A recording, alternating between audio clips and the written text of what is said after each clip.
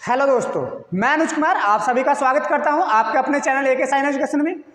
मैं आज बहुत ही महत्वपूर्ण टॉपिक लेकर आया हूं जो क्लास 10th एनसीईआरटी साइंस से बेस्ड क्वेश्चन होंगे। ये बहुत ही महत्वपूर्ण क्लास होने वाली है जो आपके बोर्ड 2023 के अकॉर्डिंग बहुत ही महत्वपूर्ण क्लास है। क्लास शुरू करने से पहले क्लास एंड तक जरूर देखनी है क्योंकि ये क्लास आपके लिए बहुत ही महत्वपूर्ण होने वाली है। इस बात की मैं गारंटी लेता हूँ कि इसमें से कम आपको 5 नंबर मिलेंगे ही मिलेंगे। पहला क्वेश्चन हमारा क्या है कि निम्नांकित में कौन विद्युत धनात्मक तत्व है। तो हमें से क्या पूछा है, हमसे पूछा है विद्युत धनात्मक तत्व। धनात्मक तत्व होते हैं जो इलेक्ट्रॉन त्यागते हैं और ऋणात्मक तत्व होते हैं जो इलेक्ट्रॉन लेते हैं। तो इसमें क्या होगा हमारा, देखो क्या क्या हमारे पास है, कार्बन है, क्लोरीन है, सोडियम है और फास्फोरस है। यहाँ पे ये होता है कार्बन। कार्बन का कितना होता है, इसका होता है 6। तो 6 होता है तो इसे कैसे लिखते हैं हम, 2 4 करके। इस तरीके से हमारे पास क्लोरीन है, क्लोरीन का क्या होता है 17 होता है तो ये कितना हो जाएगा 2 8 7। इस तरीके से सोडियम है, सोडियम में कितना होता है 11 तो 2 8 1 कितना हो जाएगा 2 8 1। ऐसे ही इसका कितना होता है 15 होता है तो 2 8 और 7।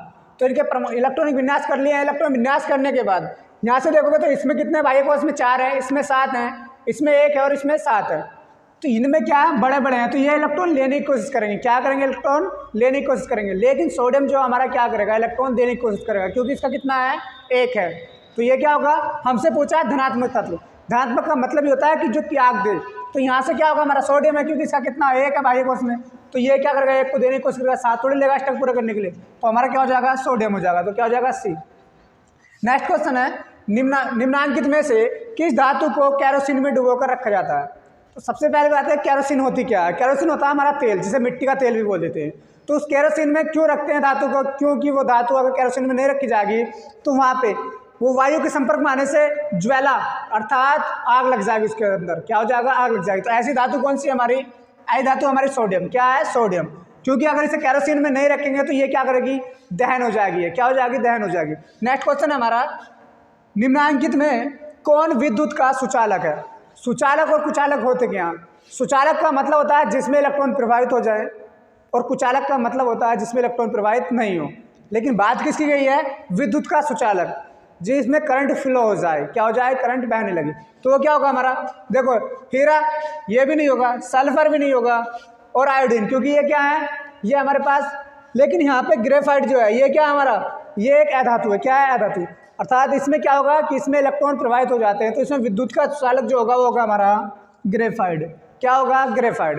नेक्स्ट क्वेश्चन है, नेक्स्ट क्वेश्चन क्या है कि वक्रता त्रिज्या 1 मीटर के अवतल दर्पण की फोकस दूरी क्या होगी। सबसे पहले तो फोकस दूरी का एक फॉर्मूला होता है हमारे पास क्या दे रखी है, त्रिज्या दे रखी है। क्या दे रखी है, त्रिज्या दे रखी है। अभी कितनी दे रखी है, 1 मीटर। क्या दे रखी है, 1 मीटर। और हमेशा ध्यान रखना ये सेंटीमीटर में होनी चाहिए। किस में होनी चाहिए, सेंटीमीटर में। तो त्रिज्या कितनी दे रखी है हमें, त्रिज्या दे रखी है हमें 1 मीटर। हमसे निकलवाया फोकस दूरी। तो फोकस दूरी का सूत्र क्या होता है हमारा, वो होता है F बराबर R/2। और त्रिज्या है कितनी हमारी, त्रिज्या हमारी 1 मीटर। तो इस चालक दूरी R का मान है 1 और बटे 2। क्या होता है, त्रिज्या का मान है 1 और बटे 2। अब ये काय में, ये है हमारी मीटर में, काय में है मीटर में। इसको हमें काय में बदलना है, सेंटीमीटर में। तो 1 मीटर में कितने सेंटीमीटर होते हैं, 100 और बटे 2। इससे इसे काटेंगे तो कितना आ जाएगा, 50 आ जाएगा। और 50 सेंटीमीटर क्या आ जाएगी हमारी फोकस दूरी आ जाएगी। क्या आ जाएगी, फोकस दूरी।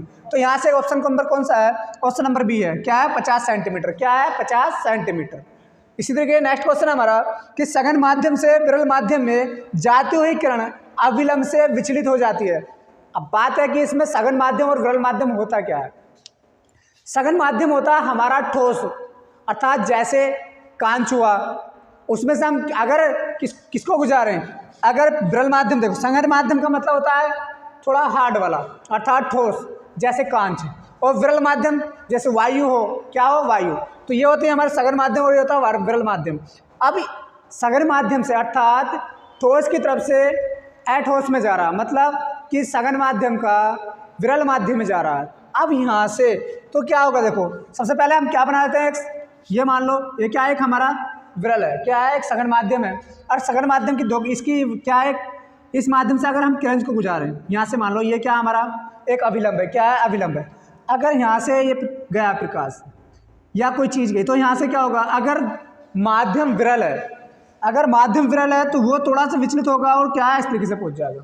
लेकिन माध्यम अगर सघन है, ठोस है, जैसे कांच है, तो क्या होगा, वो थोड़ा सा बढ़ेगा और इसके नज़दीकी पहुंच जाएगा। लेकिन उसमें क्या है, अगर ये कंडीशन है ये वाली, तो ये होता है हमारा विरल माध्यम से सघन माध्यम में, और ये जो कंडीशन है ये हमारा सघन माध्यम से विरल माध्यम में। तो इसका ऑप्शन क्या होगा, क्या अविलंब के पास जाएगी, ये क्या हमारा कि विरल माध्यम से सघन माध्यम में, लेकिन इसमें कहा क्या है कि सघन माध्यम से विरल माध्यम में, तो कहाँ पहुंचा यहाँ पे, तो ये अविलंब से दूर है या नहीं। तो इसमें क्या होगा, देखो कौन कौन से ऑप्शन है, अविलंब से दूर, अविलंब के साथ संपाती, या अविलंब के नज़दीक। तो क्या होगा, देखो तो ये होगा हमारा दूर गया हुआ, तो क्या हो जाएगा अविलंब से दूर।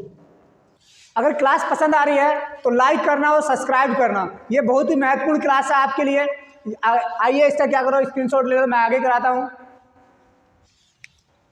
क्वेश्चन है हमारा कि हमारे घरों में जो विद्युत आपूर्ति की जाती है वह है, तो कितने वोल्ट की होगी, वो होगी हमारे देखो 220 वोल्ट दिष्ट धारा, 12 वोल्ट दिष्ट धारा, 220 वोल्ट प्रतिवर्ती धारा और 12 वोल्ट प्रतिवर्ती धारा। देखो एक तो होती है हमारी दिष्ट धारा जिसे बोलते हैं डीसी, क्या बोलते हैं डीसी, जो हमारे बैटरों के अंदर होती है, जो डायरेक्ट करंट होता है। एक होता है हमारा प्रतिवर्ती धारा जो होती है हमारी एसी, जो हमारे करंट से उत्पन्न होती है, जैसे लाइट हुई वो क्या होती है हमारी एसी होती है, तो एसी को बोलते हैं प्रतिवर्ती धारा।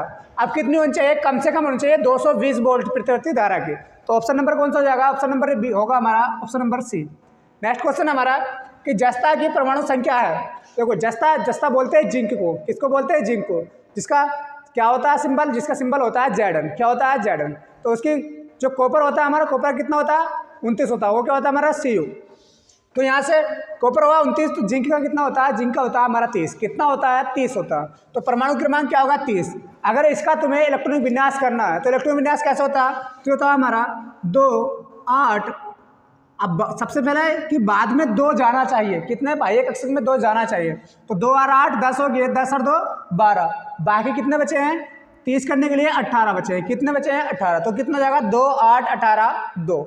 अगर ये दूसरा तरीका होता है हमारा 1s2 2s2 2p6, तो देखना पहले कक्षक में कितने 2, दूसरे कक्षक में कितने होने चाहिए 8, तो 1s2 2s2 2p6 3s2 3p6 और देखो कितने हैं 2 और 6 कितने होंगे 8, लेकिन है कितने 18, तो कितना हो गया 3s2 3p6 और क्या होगा 3d10, कितना होगा 3d10, उसके बाद 4s2।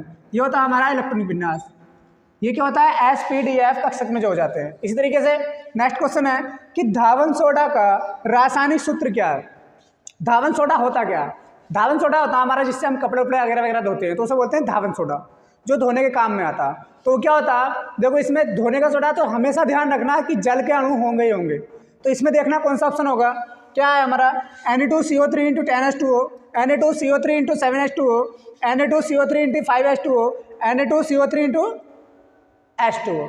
तो क्या होगा यहाँ से देखना हमें कितने अणु होते हैं, बस ध्यान रख रहा तुम्हें जल के 10 अणु होते हैं, कितने अणु होते हैं, जल के 10 अणु होते हैं। तो कौन सा होगा Na2CO3 × 10H2O, तो कौन सा ऑप्शन हो जाएगा, ऑप्शन नंबर ए। कौन सा होगा, ऑप्शन नंबर ए।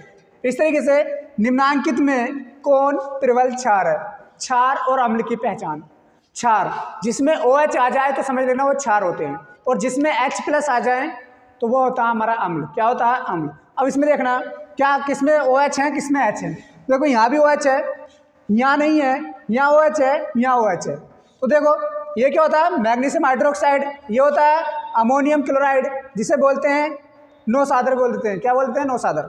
इसी तरीके से ये हमारा NaOH जो कास्टिक सोडा होता है, ये बहुत ही प्रबल क्षार होता है। कैसा होता है प्रबल क्षार, जो सबसे ज़्यादा प्रबल होता है वो होता है हमारा सोडियम हाइड्रोक्साइड। तो क्या होगा ऑप्शन नंबर सी NaOH। और ये भी कैसा है, ये भी दुर्बल क्षार है, क्या है दुर्बल क्षार है कॉपर हाइड्रोक्साइड। तो ये कैसा है दुर्बल, क्या है दुर्बल क्षार। इस तरीके नेक्स्ट क्वेश्चन हमें कि हेमेटाइट निम्नांकित में से किस धातु का अयस्क है। हेमेटाइट और लिग्नाइट और ये जो होते हैं ये होते हैं हमारे लोहे के, किसके होते हैं लोहे के। लोहे का सूत्र क्या होता है Fe, Fe क्या बोलते हैं आयरन, क्या होता है Fe। तो इसमें ऑप्शन नंबर कौन सा होगा, ऑप्शन नंबर होगा हमारा बी, क्या होगा ऑप्शन नंबर बी। स्क्रीनशॉट ले लीजिए, आगे नेक्स्ट क्वेश्चन कराता हूँ। हमारा CH3 सिंगल बंद O सिंगल बंद C2H5 का IUPAC नाम क्या होगा। देखो ये जो हमारा होता है O, वो होता है हमारा ईथर समूह। कौन सा समूह होता है ईथर। तो ईथर में क्या लगाते हैं ऑक्सी समूह लगाते हैं हम, क्या लगाते हैं ऑक्सी। जैसे हमारे पास क्या देखो इसमें C2H5 को क्या बोलेंगे एथेन बोलेंगे, यहाँ से CH3 को मैथिल बोलेंगे। तो क्या होगा, हमारा जो छोटा होता है समूह उसे हम पहले लिखते हैं। तो हमारा जो हैगा CH3 क्या बोलेंगे, मैथोक, क्या बोलेंगे, मैथ। तो मैथ ऑक्सी लगाओगे तो क्या हो जाएगा, मैथोक्सी। और ये क्या है, एथेन। तो क्या हो जाएगा, मैथोक्सी एथेन, क्योंकि कैसा है, 2 कार्बन है, 2 कार्बन पे क्या आता है, एथ आता है, क्या आता है, एथ। और सिंगल बंदा है सबके बीच में तो क्या लगा देंगे, एन। तो क्या हो जाएगा, मैथोक्सी एथेन। तो ऑप्शन नंबर कौन सा होगा हमारा, ऑप्शन नंबर होगा ए। नेक्स्ट क्वेश्चन हमारा, दांतों को साफ करने के लिए दंत स्पंज प्राय जो हम प्रयोग करते हैं वो क्या होता है। देखो, अगर हमारे पास अम्लीय है, क्योंकि हमारा क्या होगा, अमाशय से जो हमारा क्या निकलता है, अम्ल निकलता है। अगर हम इसी में अम्ल घोल दे तो क्या होगा, और तेजी से क्या होगा कि दिक्कत आ जाएगी हमारे शरीर को। लेकिन अगर हमें दांत साफ करने के तो हमारा जो दंत मंजन होगा या दंत पेस्ट होगा वो होगा क्षारीय। कैसा होगा, क्षारीय। तो कैसा होगा, ऑप्शन नंबर हमारा ए। ऑप्शन नंबर क्या हो जाएगा, ए, क्षारीय होगा। ना ही अम्लीय होगा ना लवण युक्त। लवण युक्त होता है हमारा जिसमें नमक और NaCl जैसा कुछ होगा। ऐसे आगे कि मानव शरीर की सबसे बड़ी ग्रंथि है। तो मानव शरीर की सबसे बड़ी ग्रंथि क्या क्या है, ऑप्शन देख लेते हैं कि आंत, यकृत, अमाशय, इनमें से कोई नहीं। तो हमारे जो लीवर होता है, क्या होता है, लीवर, जिसे बोलते हैं यकृत, वो सबसे बड़ी ग्रंथि होती है। क्या होती है, सबसे बड़ी ग्रंथि होती है। इस तरीके से एक अंतःस्रावी ग्रंथि होती है। क्या होता है हमारे, एक होती है सबसे बड़ी ग्रंथि जो होती है, जो दिमाग के अंदर होती है, वो होती है न्यूरॉन। क्या होती है, न्यूरॉन। उसे ग्रंथि तो नहीं बोलते। बाकी यहाँ ग्रंथि के लिए पूछा है तो हमारी ग्रंथि क्या होगी, यकृत होगी। क्या होगी, यकृत। तो क्या हो जाएगा, ऑप्शन नंबर होगा बी। क्या होगा, ऑप्शन नंबर बी, यकृत। ये ऐसी ग्रंथि होती है जो पुनः अपना क्या कर लेती है, रिसाइकिल कर लेती है। अर्थात अगर इसमें कोई दिक्कत आ जाए तो ऑटोमेटिक ही ठीक हो जाता है। क्या होता है, ऑटोमेटिक ही ठीक होने लगता है, अपने आप को क्या कर लेता है, रिकवरी कर लेती है। एक हमारे शरीर की ऐसी ग्रंथि मतलब यही है। लेकिन एक होती है न्यूरॉन ग्रंथि जो कभी भी रिसाइकिल नहीं होती है। एक बार अगर तुम्हारी खोपड़ी में चोट लगी तो बेहोश भी हो सकते हो, कोमा में जा सकते हो, तो वो कभी भी अपनी रिसाइकिल अर्थात दोबारा से पुनरावृत्ति नहीं कर पाती है। लेकिन लीवर ऐसी एक ग्रंथि है जो दोबारा से पुनरावृत्ति कर सकती है, अर्थात अपने आप को रिसाइकिल कर सकती है। इसलिए नेक्स्ट क्वेश्चन है हमारा कि लड़का होने के लिए गुणसूत्र होते हैं। तो देखो, एक होता है फीमेल, एक होता है मेल। फीमेल होने के लिए क्या क्या, देखो फीमेल में XX होते हैं, लेकिन अगर वहीं पे एक X और एक Y हो तो Y आ गया तो समझ लेना वो क्या है, लड़का होगा। क्या होगा, लड़का। क्योंकि हमारी जो लेडीज होती हैं अर्थात जो फीमेल होती हैं उनमें XX रहता है। अब यही अगर लड़का हो तो क्या हो जाएगा, एक X हटेगा और उसकी जगह क्या आ जाएगा, एक Y आ जाएगा। तो क्या हो जाएगा, XY। तो ऑप्शन नंबर कौन सा होगा, ऑप्शन नंबर होगा हमारा ऑप्शन नंबर बी। क्या हो जाएगा, ऑप्शन नंबर बी। अगर XX है तो समझ लेना क्या है, लड़की है। क्या है, लड़की है। इस तरीके नेक्स्ट क्वेश्चन है, विटामिन डी की कमी से होने वाला रोग। तो विटामिन डी की कमी से होने वाला रोग कौन सा है, देखो विटामिन डी की जो कमी से रोग होता है वो होता है हमारा रिकेट्स। क्या होता है, रिकेट्स होता है। क्या इसमें है, देखो पहला बेरी बेरी, दूसरा रतौंधी, तीसरा सूखा रोग, इनमें से कोई नहीं। तो इसमें है क्या, रिकेट्स। रिकेट्स मतलब हड्डियों में जो कमजोरी आती है, अर्थात उसे बोलते हैं एक तरह से सूखा रोग। क्या बोलते हैं, सूखा रोग। क्या हड्डी सूखने लगती हैं, अर्थात जो हमारा रिकेट्स होता है वो होता है विटामिन डी की कमी से। तो ऑप्शन नंबर कौन सा होगा, ऑप्शन नंबर होगा सी। क्या होगा, ऑप्शन नंबर सी, जिसे बोलते हैं सूखा रोग। आइए नेक्स्ट देखो, अगर क्लास पसंद आ रही है तो लाइक करना और सब्सक्राइब करना। ये बहुत ही महत्वपूर्ण क्लास आपके लिए है जो 2023 में कम से कम आपको 5 नंबर ला के ही देगा। आइए क्लास यहीं समाप्त करते हैं। आज की क्लास इतनी ही करते हैं।